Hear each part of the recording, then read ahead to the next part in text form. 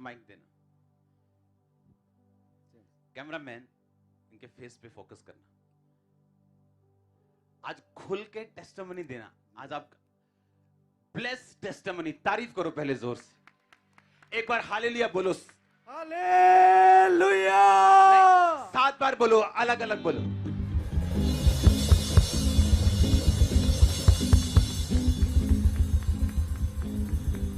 आज उसकी प्रेजेंस ऊंची आवाज में।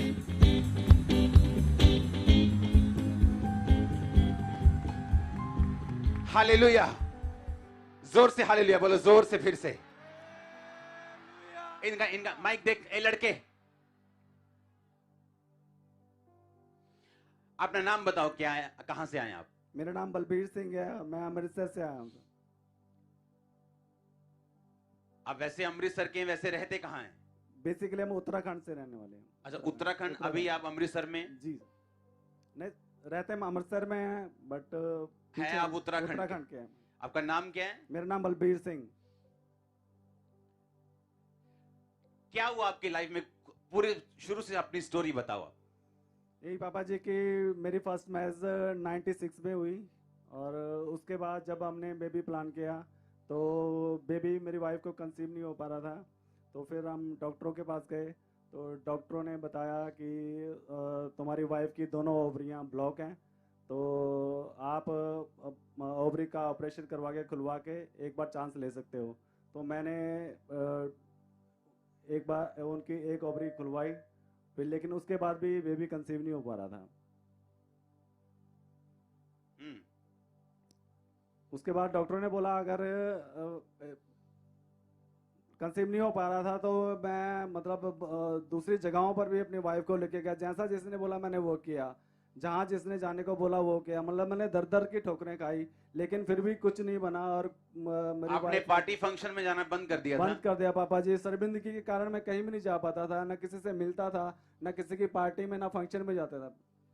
हाँ, रिश्तेदार जब मिलते थे क्या बोलते थे? वही रिश्तेदार जब पूछते थे कि आपका इतने साल हो गए बेबी क्यों नहीं है, तो हमें शर्मिंदगी होती थी, हमारे पास कुछ जवाब नहीं होता था पापा जी। उसके बाद आपका डाइवोर्स हुआ? जी पापा जी। और सेकंड मैरिज हुई? जी पापा जी।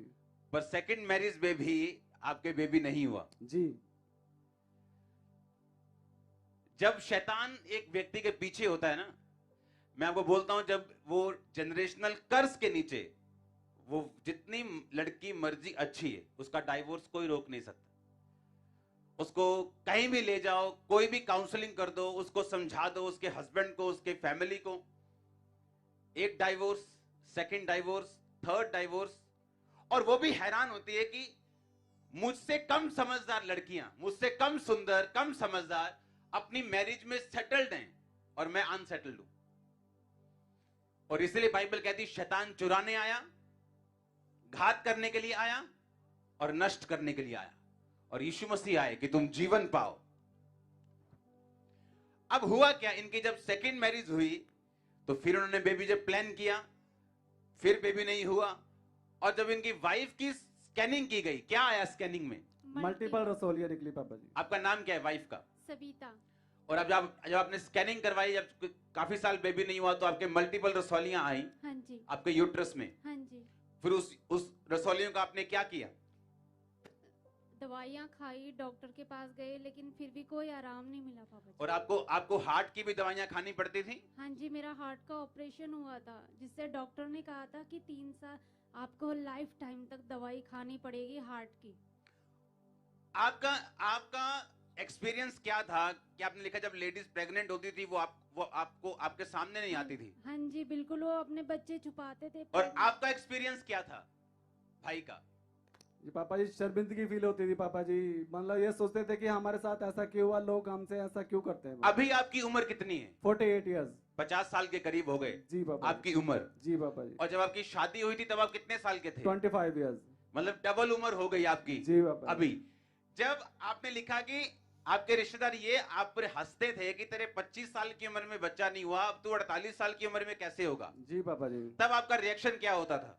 वही पापा जी, बस अपने आप को कोसता था कि मेरे को ऐसी बातें सुनने को मिल रही हैं लोगों से।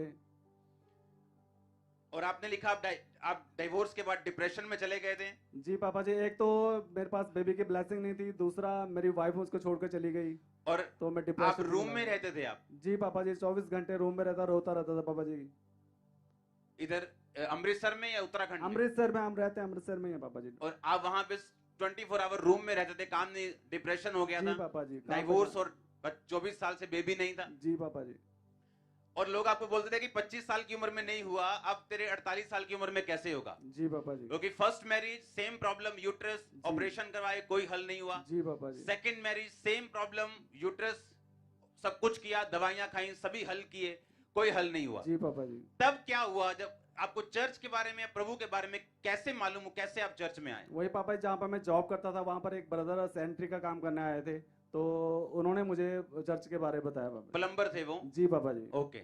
और जिस टाइम मतलब वो मेरे को मिले थे 8 जुलाई 2019 में, और 9 जुलाई को आपका क्रूसेड था अमृतसर में, तो मैंने फर्स्ट क्रूसेड वहीं पर अटेंड किया था।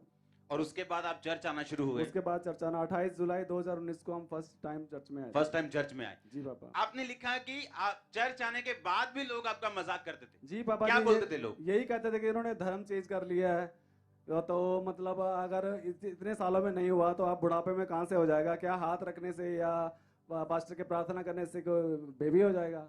अच्छा, वो बोलते थे कि पास्टर हाथ रखेगा बेबी हो जाएगा। जी जी जी जी जी। और आप क्या बोलते थे?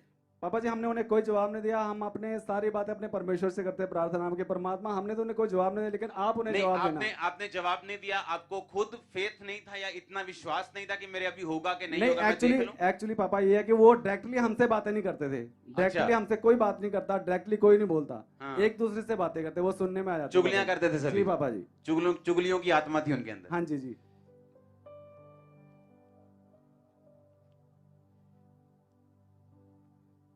अच्छा, लोग बोलते थे 25 साल की जवानी में नहीं हुआ, बुढ़ापे में बेबी थोड़ी हो जाएगा। जी पापा जी। और बोलते थे कि चर्च आने के बाद भी मजाक उड़ाते थे कि पास्टर के हाथ रखने से बेबी कैसे हो जाएगा। हाँ जी।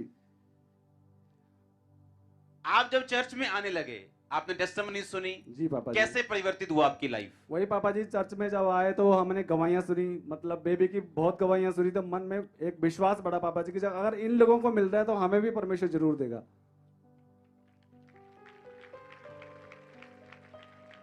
और जब आप पहली बार 28-26 जब भी आप जुलाई में आए, चर्च में आए, जब जी आपकी वाइफ और आप इकट्ठे आए थे, जी पापा जी।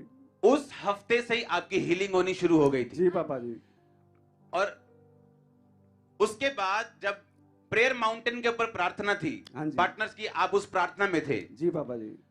और आपकी वाइफ के ऊपर ले हैंड हुआ था 4 फरवरी 2020 को। जी पापा जी। सही है डेट ये? हाँ जी पापा जी। ओके, उसके हम क्लिप को देखेंगे।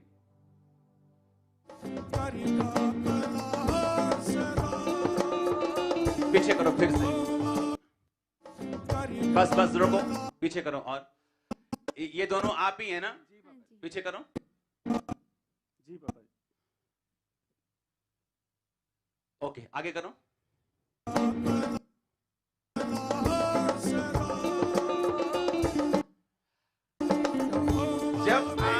जब आप चर्च में आना शुरू हो गए थे, आपकी वाइफ की हीलिंग होनी शुरू हो गई थी, जी पापा जी। और उसके बाद ले हैंड हुआ, और उसके बाद रसौलियां बाहर आई। जी। जी। उस रसौलियों को देखेंगे जो बाहर आई इनके।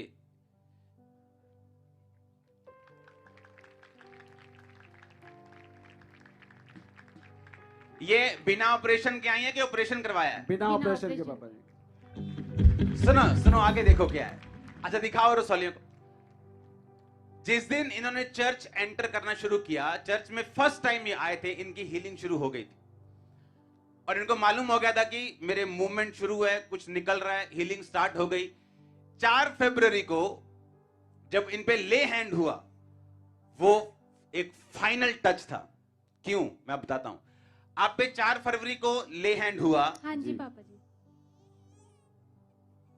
और मार्च यानी अगले महीने जी। कितनी तारीख को? 13 तारीख। 13 मार्च को। जी। 4 फरवरी आप पे ले हैंड हुआ, हाँ जी। रसौलियां निकलनी शुरू हो गई थी। हाँ जी। 4 फरवरी ले हैंड हुआ, हाँ जी। 13 मार्च को आप प्रेग्नेंट थी। हाँ जी जी। पापा जी। अब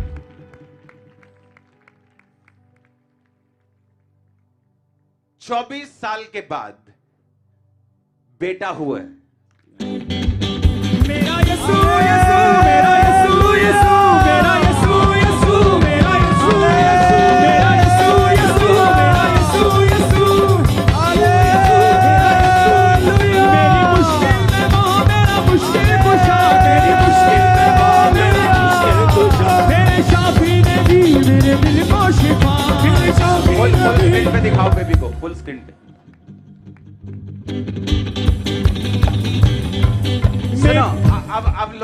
कुछ?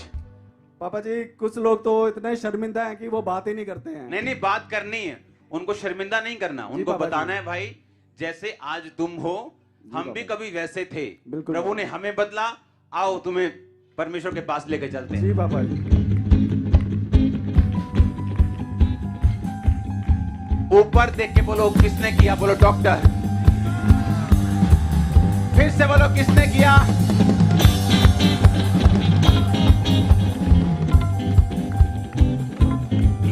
ये चर्च उस बात पे बिलीव नहीं करती सिर्फ जो हमने सुनी, ये चर्च खुद अब्राहम देखती है, हाँ सारा को देखती है।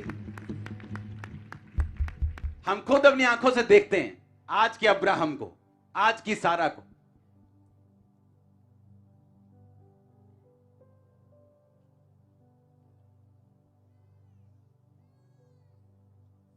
आ जाओ दोनों, आ जाओ।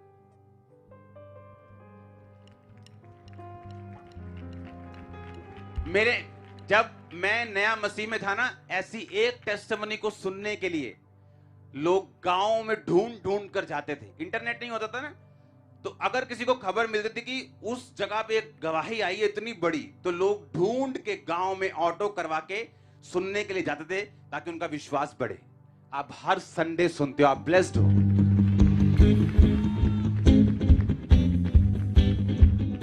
जैसा वो देख रहा है ध्यान से, जैसा इसने अपनी टेस्टिमनी पकड़ी है ना, आप पकड़ने वाले हो अपनी टेस्टिमनी। मैं आपको सच कह रहा हूं, आप अपनी टेस्टिमनी, वो किसी भी चीज की हो, वो मैरिज की हो, फाइनेंस की हो, मिनिस्ट्री की हो, लाइफ की हो, आप पकड़ने वाले हो।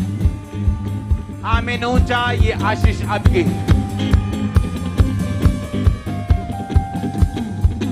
सुनो, इस भाई ने अपने 24 साल हमें लगता है गवा दिए। अगर इसकी 24 साल में बेबी होता तो आज इसका बेबी 25 साल, 24 साल, 23 साल जवान होता, शादी करने वाला होता। हाँ, उत्तराखंड में तो शादी करते थे इतनी साल में। पर मैं ये बात इसको प्रभु की ओर से बताना चाहता हूं, ये फुल एंजॉय करेगा अब अपनी लाइफ का। आप देख लेना, परमेश्वर ने कहा जो ईयर्स, जो साल तुमने गवाए, जो टिड्डियों ने खाए, जो शैतान ने खाए, मैं तुम्हें भर दूंगा उनकी हानि को। और मैं आपको सच कह रहा हूं, जिस दिन आप मसीह में आ जाते हैं और आप प्रभु को अपना जीवन दे देते हैं, वो पुरानी हानि जो शैतान ने आपने की है आपको, उसको भर देता है। मेरी लाइफ में मसीह में आने से पहले जितना मैं डिस्टर्ब रहा हूं, मैंने किसी यूथ को इतना नहीं देखा था। अब जितना मैं ब्लेस हूं, मैंने इतना कभी नहीं देखा किसी को। उसने मेरी हानियों को भरा है, वो आपकी हानियों को भरेगा। वो आपके फाइनेंस की हानियों को भर देगा, लाइफ की हानियों को भर देगा, वो फैमिलीज की हानियों को भर देगा। चर्च, बैप्टिज्म हो गए आपके? जी पापा जी। आपके भी हो गए? हाँ जी। तारीफ करो जोर से, हालेलुया। आप क्या सलाह देना चाहते हो जो लोग अभी भी वेट में इंतजार करते, परमेश्वर मुझे छुए, वो मुझे भी ऐसा करे? अच्छा आप ये बताओ पहले, चलो सलाह दो, आप क्या बोलना चाहते हो? पापा जी, मैं अपने सभी उन भाई बहनों को यही बोलना चाहता हूँ पापा जी कि इधर उधर ना भटकें। जैसे मैंने अपने समझो 45 साल मैंने अपने जो गंवाए हैं, वो आप ना गंवाओ। आप परमेश्वर की जीवित हजूरी में हो और परमेश्वर सब कुछ करने की सामर्थ्य रखता है। वह तुम्हारे हर दुख दर्द को दूर करेगा। बस उसमें विश्वास बने रखो और बने रहो, परमेश्वर के वचनों पर चलते रहो। परमेश्वर तुम्हें जैसे मुझे 24 साल के बाद इस गवाही के साथ खड़ा किया है, वह तुम सभी भाई बहनों को भी एक दिन इस पुलपट पर अपनी गवाही के साथ खड़ा करेगा। अपने पड़ोसी को बोलो, बोलो बने रहो। ये मेन चीज भाई ने बोली। क्या बोली? मोस्टली लोग यहां गलती करते हैं, बने नहीं रहते, और जब मिलने की बारी आती है शैतान उनको हटा देता है।